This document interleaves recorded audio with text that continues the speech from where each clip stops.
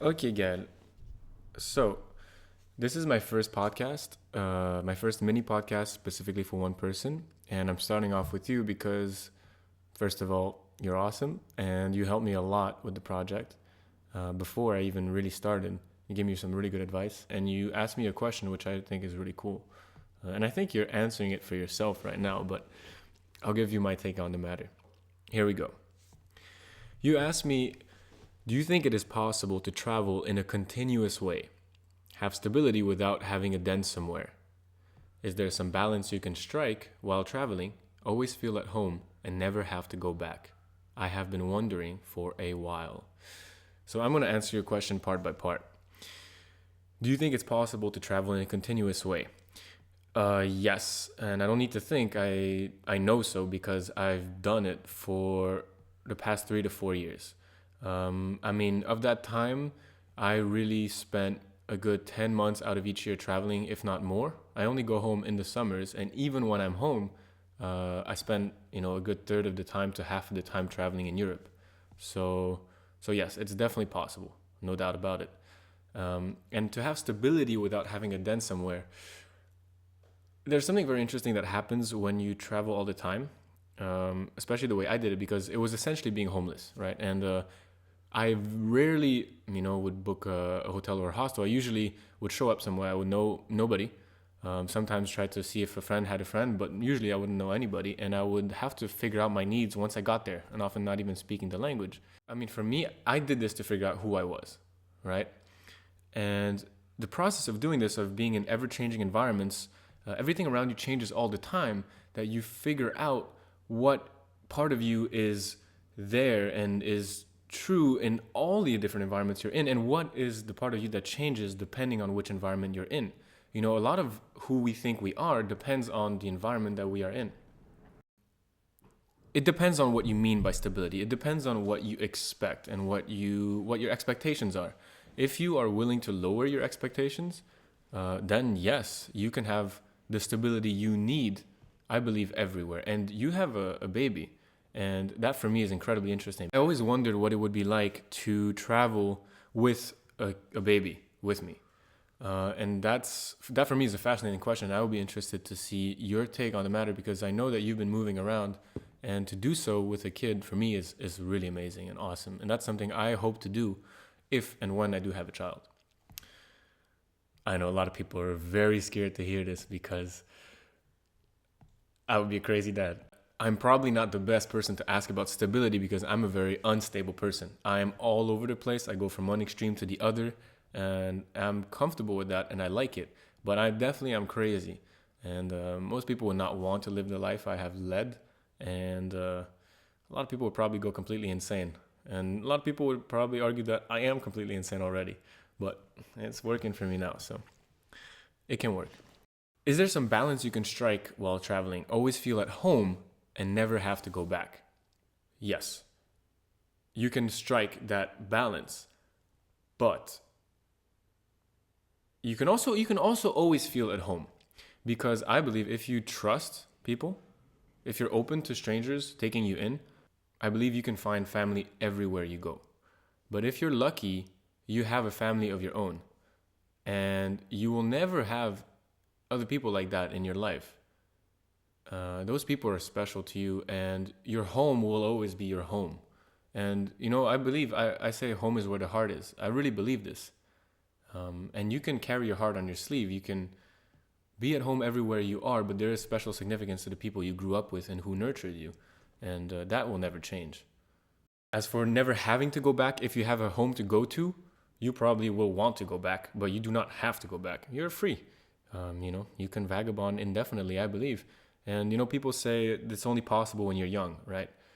I don't think that's true. I've met people who are really not young and are traveling and living lives that are really nuts. But for sure, it's easier to do, and it's more of a desire that's there when you are young because you have the desire for exploration, right? I believe that one's beliefs have a major impact on reality, on the reality that you create. And though not everything might be possible, holding the mindset that everything is possible is the only way to discover what actually is. And a lot of things I did, were things that people told me were completely ridiculous and impossible, right? But it's only because I somehow, for whatever reason, thought they were, and I tried it, that I discovered what I actually could do. And honestly, I think if there's something you want to do, you really want to do, you're the only person who can answer that kind of question, you know? And for sure you can do it. You know, you'll figure out trying to implement your ideals into reality, how they can be done, and your ideals will evolve and you will realize new ways of doing things that were completely unexpected.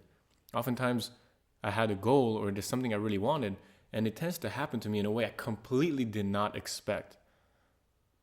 And achieving success in a way that's just stranger than fiction, you know? So, yeah, man, right on. Try it out and let me know how it goes, you know? Now, there's another aspect of your question which I think is very important, and it's one that sometimes I don't really want to address because I find it kind of boring.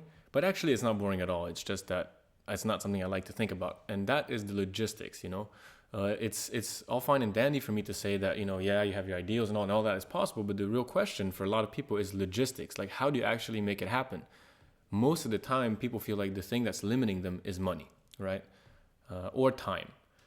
But the ironic thing in today's world is that people who have money don't have time, and people who have time don't have money. But in any case, when it comes to your question, you know, of course it's possible to travel indefinitely, but how do you sustain it financially, right? I mean, the way I did it was I didn't sustain it financially. I just went for it and I figured it out on the way. And the what happens when you do that is that you will figure it out because you just simply have no choice. And when you have no choice, all sorts of opportunities open up to you because you're looking out for them, you know? But there's a whole movement nowadays called digital nomadism. I don't know if you heard of it. It's getting really popular. It was popularized quite a few years back. I mean, I first read about this when I was probably 16 from this guy called Tim Ferriss. He wrote this book called The 4 Hour Work Week, sorry. And it's basically about how you can, you know, use geo arbitrage. And this word means basically go to countries which are poorer than yours, have a lower cost of living, and earn money from the first world and use that money in cheaper countries, and, you know, work on your laptop, whatever, your own business, or work on the internet, and live, you know, most of them go to Southeast Asia and live in Thailand, Bali, well, whatever, you know. And for me, the idea is it's interesting. It's groundbreaking in a way because you become location independent. So you do travel, but you end up spending a lot of time in coffee shops and, you know, still doing a grind. My traveling was born out of the realization that I couldn't spend more than a couple hours of a day working. That anything past 2 or 3, maybe 4 hours would be time spent on distraction. Like it's just not possible, at least for me, to spend 12 hours a day doing something, especially something that requires focus. It's just I don't have that much of a bank of focus energy, and therefore, I mean, I would spend like 12 hours a day trying to make myself do something and end up with 2 or 3 hours of actual work. So I thought, look, if that's the case, why don't I spend the rest of the time traveling and exploring the world and then give myself a good 2 hours every day to work, and I will only have those 2 hours, whether it's when I wake up or before I go to sleep or whenever I find time on the road, and I will use that time extremely effectively because I won't have more time to waste. So that's what I did, and I ended up working, you know, I mean, what I wanted to do was study, self-study, right? I maintained my self-study after I started traveling.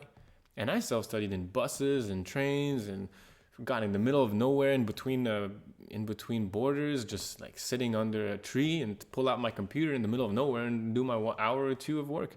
And it worked because you just simply have no choice. You only got that certain amount of time to do it, so you do it. And that approach is great when you already have a game plan for what you want to learn or what you want to do.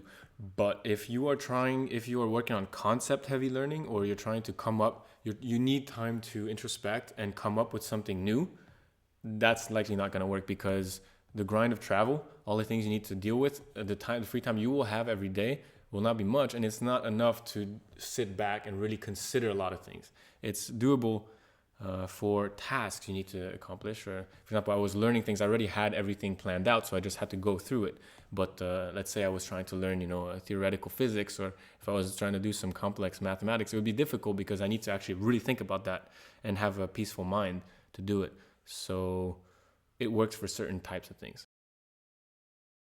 Now, another thing that makes all of this possible is the internet. Without the internet being what it is today, I mean, there's no way I would have done this. From the beginning, from quitting school to self-study, I mean, just that alone would not have been possible without the internet because I wouldn't have access to all the resources I use to study things on my own. But mostly what I want to talk about relative to your question is, when you travel, you can feel lonely. But for me, I use the internet towards this kind of ideal of world community I always had, and to keep in touch with everybody I meet. And really, that's why Facebook is so important for me. I disagree with Facebook, the way they do a lot of things, the fact that they're a company and they sell our data and blah, blah, blah. But at the end of the day, it allows me to keep in touch with almost everyone I meet who I want to keep in touch with. And that's pretty sick.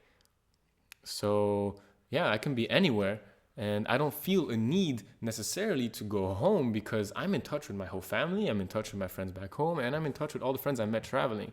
So yeah, of course, going home is not the same being there, but I do feel like I'm in touch and I can speak to people, within a day. I can have a conversation with almost anyone in the world. And that's just awesome. And the last thing that's worth pointing out, I think, is what kind of travel you're thinking about. If your question is, can I be location independent indefinitely? Yeah, for sure. If your question is, can I travel in extreme ways without stopping and keep on going? The answer, again, is yes, because I've done that. I just kept on going. Even my breaks were in places I'd never been in before and ended up being whole new stories and adventures. So, yeah, for me, I mean, anything's possible. Honestly, just go for it, because whatever everyone in the world would tell you is not possible is really just something that's waiting to be shown it possible. And if it's something you want to do, you're the person who should be doing it, because that's how we contribute value to society, right? We inspire, we show that anything can be done when there's a will, there's a way, right? That's what my mother says all the time. So yeah, any question of if it's possible, the answer is, do you really want it? And rock and roll if you do.